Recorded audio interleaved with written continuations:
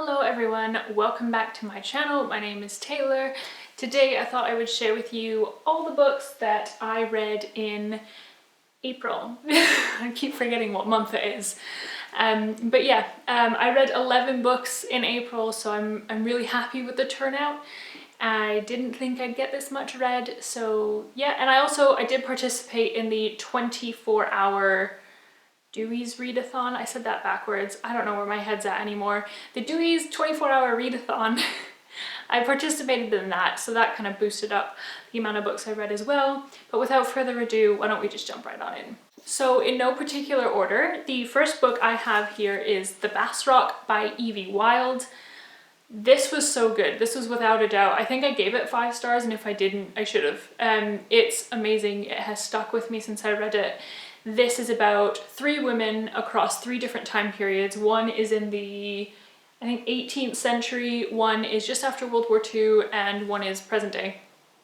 And they are all navigating their lives, and they are all fighting against some kind of patriarchal rule, some kind of male lens. One of the women's stories is actually told from a male perspective, I think, which makes it all that more impactful. There's a place in Scotland, there's a rock, I should say, in Scotland called the Bass Rock, and that's where all these stories take place, as I said, in different time periods. And so the Bass Rock becomes this symbol of almost someone who has witnessed all the horrible things these women go through and how they try and navigate their lives and the risks they take. There's always an element of kind of social and societal expectation in these women's lives, and a lot of the time this book is about how they don't meet those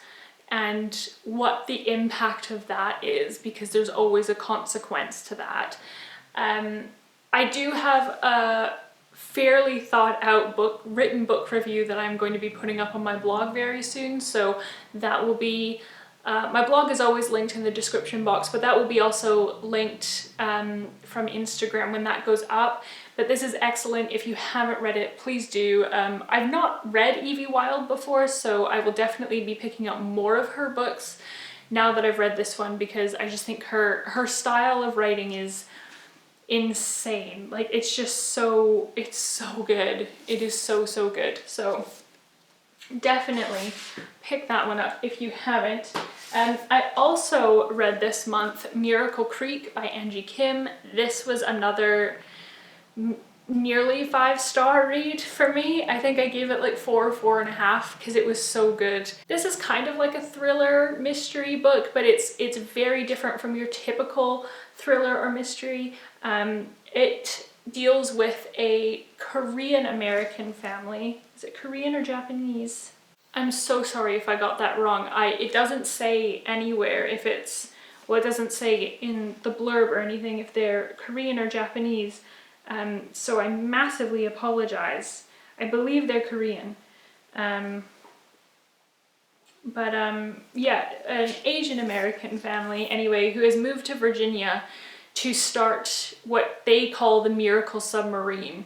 So the father and husband of this family, the patriarch, shall we say, of the family, he used to work in a kind of very advanced medical therapy institution in Asia, and when they move to America, he wants to start his own. And so he becomes the owner of essentially like a disused submarine and rigs it so that it can be used as a pressurized oxygen chamber, used for therapeutic dives. So it's supposed to help people who have stress problems, learning disabilities. One of the adults that uses it is having trouble with fertility, and it's supposed to be a part of a therapy, basically, to help with that stuff.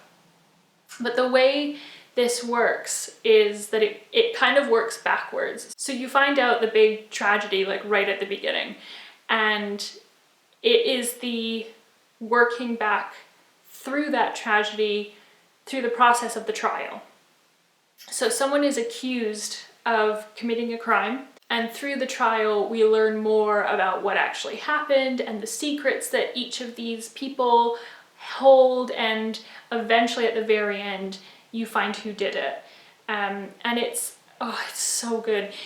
I read, I think the first 100 pages of it maybe, one day, and then I sat down just to read a little bit the next day, and I read the entire thing. Like, I could not put this down. It is so good. Even if you're not usually a fan of mystery and thriller, I would really suggest this. It's amazing. It's absolutely amazing. All the praise and accolades this has been getting rather, is completely deserved. I really, really loved that one. And then a book that I picked up for the readathon during the month is Tales from the Inner City by Sean Tan. I won't talk about this too much because I did vlog my readathon, so I will link that in the description box and possibly in a card wherever that shows up.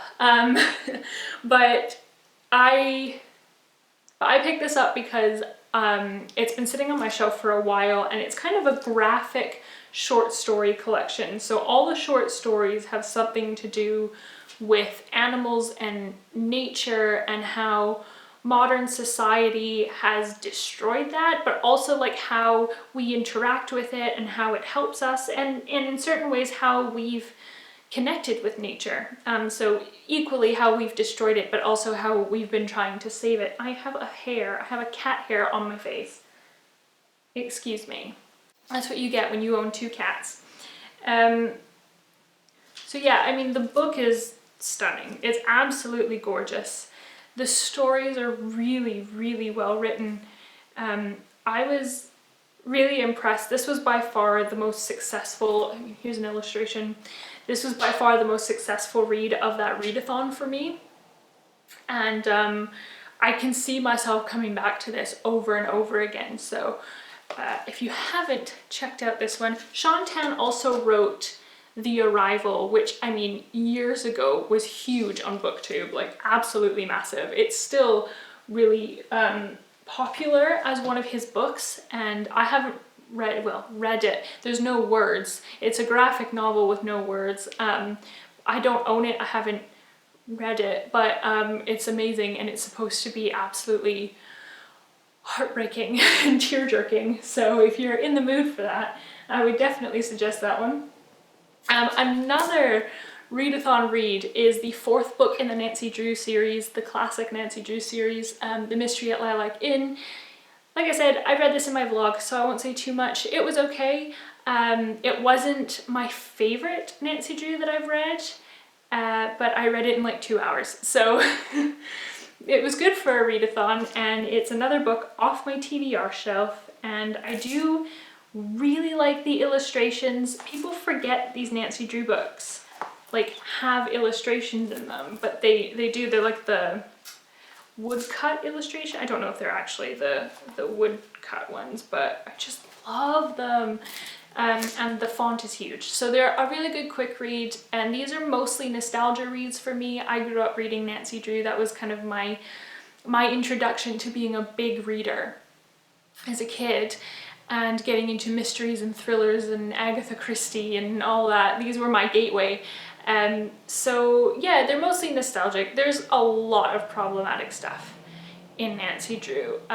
They are very much of their time. I think that's important to remember, because there is some racism, and there is a lot of body shaming, which is highly unfortunate.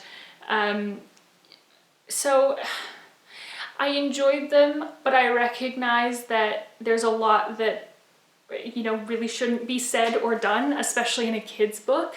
For some reason that feels like extra horrible. But yeah, they're total nostalgia reads for me, and I try and take that kind of information and just learn from it, and not take it as an example of what to do, but what not to do. And then the last book I read in my readathon is Murder on the Orient Express. Now this is interesting. I'm gonna try and talk about this without giving away another book on my wrap up, but I have seen 3 or 4 adaptations of Murder on the Orient Express. I have always loved that movie. I'm a huge Christie fan, so yeah, I mean, may I just say, David Suchet is Poirot for life, okay? Don't try and sell me on another Poirot. I will always watch a Poirot movie when it comes out. I think the last Poirot that came out was another version of Murder on the Orient Express with Kevin Branagh, and I believe the same people. He was in it and he directed it, and I believe he is also directing another one. They're doing another recreation of Death on the Nile, which is one of my personal favorite Christies. Suchet, always Suchet, okay? That is not an argument and it's not a suggestion, it's the truth. Either way, I knew the ending of this. I had never read the book before. I've seen all the adaptations, so I know how it ended. I don't know if maybe that tainted how much I enjoy this. It was interesting to read it knowing the ending because you can see all the hints and clues along the way, which is really interesting, like things that I would usually kind of glaze over. But at the same time, it just wasn't as good. The other thing is, as I'm gonna talk about next, I read another Agatha Christie. I might as well just pick that one up actually. I read another Agatha Christie this month that I loved, and that is Murder in Mesopotamia. Now, this is so interesting. First of all, I did not see the ending coming. That totally took me by surprise. But this is especially interesting because Agatha Christie wrote this while on an expedition with her husband. So she was married to, I think her second husband was a archaeologist, and she used to go on expeditions with him all throughout the Middle East and Europe and Africa, and I mean, it's amazing. And she wrote this while on one of those expeditions. So her detail of the setting and the people and like the cast of characters who are all there for the same reason, like it's so well done and so perfectly fleshed out. Like I felt like I was there with them. Also, the mystery's amazing. Like I said, I did not know, and I'm not great always at guessing the endings of Agatha Christie. That's fair enough, but like I had no idea like what happened in the end. It was so good, and such a surprise. And yeah, this is another, I think all the ones I own are either they don't have like a lead investigator or they're Poirot, and this is another Poirot one. Because he is amazing. But oh, this was so good. Like I'm gonna reread this over and over and over again because I enjoyed it so much. We are getting there. I'm sorry this video is so long, but the next book I have to show you is The Morning Gift by Eva Ibbotson. I'm really upset with how this turned out. I thought I was gonna love this. This kind of makes up a perfect novel for me. This is kind of a, not young adult, maybe like teenage age book about World War II. It's a love story. It's very tragic. It's heart upsetting, but also heartwarming. And I really thought I was gonna love this, and I just didn't. And I think part of the reason I thought I was gonna love it is because so many people that I really trust the opinion of and that I feel like I have similar opinions with really loved this book and really love Eva Ibbotson, and I just did not like this. I just didn't. I thought the characters were kind of flat. There was a lot of plot holes, like a lot of things happened that didn't make a whole lot of sense. I found it very hard to pick up because I just didn't really want to read it. So yeah, I'm a little bit disappointed by this one. I do have 2 other Eva Ibbotson books on my shelves and I still plan on reading them, but I won't lie, I'm a bit hesitant because I had really high hopes for this and it just didn't meet them, unfortunately. I also just realized that I haven't really talked about what this is about. So this is about Ruth, who lives in Vienna with her family as the Nazis are starting to invade, and her family leaves and goes to England, and she is supposed to follow them, but there's some miscommunication and she ends up stuck in Vienna. and an old family friend who is from England but over in Vienna working or studying or something to that effect offers to marry her, and that way she can go back to England with him. But there's a love triangle in there. Obviously there is details about the war, and there's a lot of suffering due to the war, so it's interesting, but it just didn't hit the mark for me, unfortunately. So another book that I'm going to be reviewing on my blog very soon is Fierce Bad Rabbits by Claire Pollard, the tales behind children's picture books. This was awesome. Once again, if you like literature, books about books, books about authors and literary figures, this is the book for you. Other than the fact that the cover is illustrated by Emily Sutton, who is amazing. She does some of my favorite book covers. The book itself is so interesting. It dives deep into some of, particularly the UK's, but some of the world's best known, most loved children's icons in terms of fiction. So Beatrix Potter and her series, the Peter Rabbit series, the Alsbergs and their books are in here. The Hungry Caterpillar, Judith Kerr, Miffy, like just everything. And I've annotated this book like you wouldn't believe, because there is so much to talk about. It was so good. I don't want to say too much because I don't want to give it away, and it's non-fiction, but if you are interested in books about books and like the history of literature, especially children's lit, this is amazing. Yeah, this is so interesting. I'm hoping to work in a library one day, and I thought that this gave me such good context for the kids' books, because obviously there are kids sections, and yeah, oh, it's just, it's so good. Please read this. Please read this and support this author, because it's amazing. It's so good. And lastly, I'm actually talking about two books, and there's a reason for that. One, they go together, and two, reading these two books gave me a new favorite author, and that is the biggest win of this month. I read a lot of really good books this month. I was very lucky. I mean, I read a lot, period, but I read a lot of wonderful books. But nothing was like picking up for the first time P.G. Wodehouse. Wodehouse is amazing. I don't know where to start. My dad and my grandfather were huge Wodehouse fans when I was growing up. They have unfortunately both passed on, but they were massive Wodehouse fans. And I never picked up Wodehouse, and they always used to recommend him to me, and I don't know why I never picked him up, but I just didn't. And then my husband has always had like a small collection of Wodehouse books.